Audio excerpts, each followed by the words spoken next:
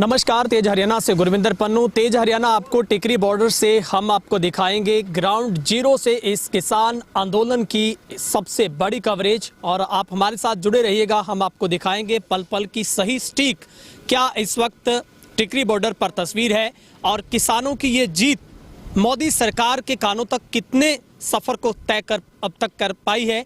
इस तमाम बातों पर हम किसानों के बीच में आपको ले जाकर इस तमाम वास्तविकता के साथ रूबरू भी करवाएंगे और दिखाएंगे कि किस तरीके से इस कड़ाके की सर्दी में जहां पर आप घरों में आराम फरमा रहे हैं, तो वहीं पर देश का अन्नदाता देश के दिल्ली बॉर्डर को घेरकर अपनी तमाम मांगों को मनवाने के लिए केंद्र सरकार के लिए सबसे बड़ा एक सबब बनकर सबके सामने है।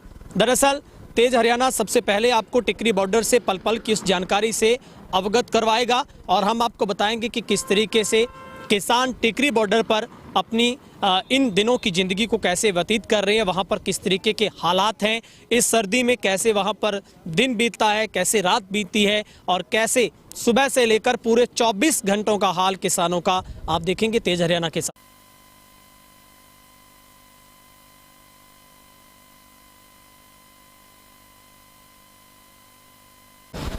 नमस्कार, तेज हरियाणा से गुरविंदर पन्नू। मंडी डवाली के हरियाणा के ऐसे इकलौते विधायक अमित सिंह की तरफ से किसानों के लिए फ्री बस सेवा की शुरुआत की गई है, जो रोजाना टिकरी बॉर्डर पर किसानों को ले जाने और आने का काम करती है।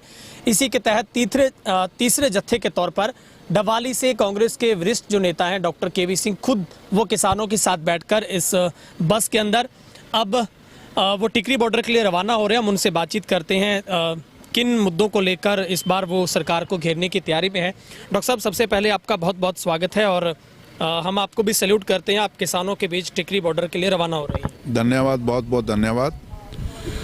देखिए, ये एक मेरे ख्याल में मैंने मेरी ज़िंदगी में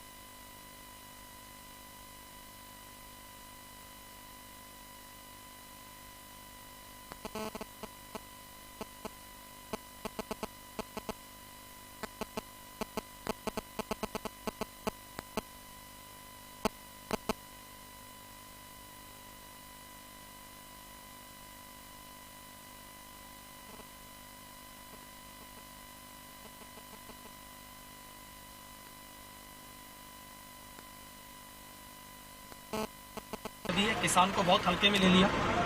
देखिए, मैंने शुरू से मैं कहना कि मेरी ज़िंदगी में पहली बार देखा कि ये एक जन आंदोलन है।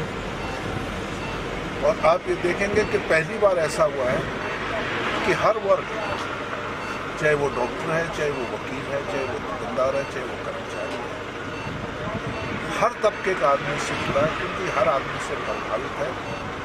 और मैं मानता हूँ कि आपकी बात को कि सरकार को शायद इसको बहुत उन्होंने आंदोलन करने में कर दिया कि इतना बड़ा जन आंदोलन शायद ये तो दिमाग में नहीं था, और इसीलिए इस कोरोना के अंधेरे काल में चुपचाप इसको लागू करने का काम किया। अध्यादेश कब लाया जाता है? अध्यादेश तो तब लाया जाता है जब कोई इमरजेंसी। जी, ये कोई इमरजेंसी नहीं थी। बहुत सालों से इस मोदी सरकार ने इसकी चर्चा कर रहे थे अंदर खाने, पर इन्होंने कोरोना के काल के अंदर चुपचाप, और राज्यसभा में तो आपने वोटिंग भी नहीं करवाई, ध्वनि मत से यस और नो करके इसको पारित करने का काम किया। तो कहीं ना कहीं लोगों को इस बात की भी शंका है कि मैं इस तरह का क्यों। तो ये मैं मानता हूँ कि इनको शायद इस बात का नहीं था कि किसान एकता इतनी बड़ी हो सकेगी, और मेरे ख्याल में ये देश में संसार में पहली बार ऐसा आंदोलन होगा कि किसान मजदूर छत्तीसगढ़। सर, अब आप भी निकले हैं टिकरी बॉर्डर पर पहुंचकर आप किसानों का समर्थन देंगे। क्या आपका नया साल भी इस बार अन्नदाता के बीच में ही आप बताएंगे? नहीं, मैंने आपको कहा ना 31 तारीख को मैं भी रुकूंगा, और 31 तारीख को जो दवाड़ी के विधायक अमित शाह भी वहाँ आएगा। वो पहले भी 2 दिन लगा के आए थे, फिर वो भी आएंगे। सवाल ये राजनीतिक नहीं है किसी पार्टी का। अगर इसको राजनीतिक रूप में लिया जाए तो ये गलत है। ये आम मुद्दा है, देश के 135 करोड़ लोगों के भविष्य का सवाल है। और मैं हर आदमी से कहूँगा कि राजनीति को रोककर इसमें अपना सहयोग करना चाहिए। और मोदी जी को फिर बार बार यही निवेदन है कि पूरे देश के मुखिया हैं कि आज अपने अहंकार और अकदमता को लागू करने का काम करें। और मुझे पूरा भरोसा है कि कल जो मीटिंग होनी है 30 तारीख को, हम तो यही चाहेंगे, वाहिगुरु से, भगवान से, अल्लाह से यही प्रार्थना है कि उनको सद्बुद्धि दें।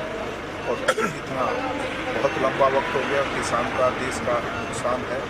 और मुझे हम तो यही निवेदन बार बार कि कल जो मीटिंग है उसमें सार्थक परिणाम आए, और मोदी जी रद्द करके फिर एक कमेटी बनाकर फिर लोगों की जो एक कंसेंसस बने उसके हिसाब से।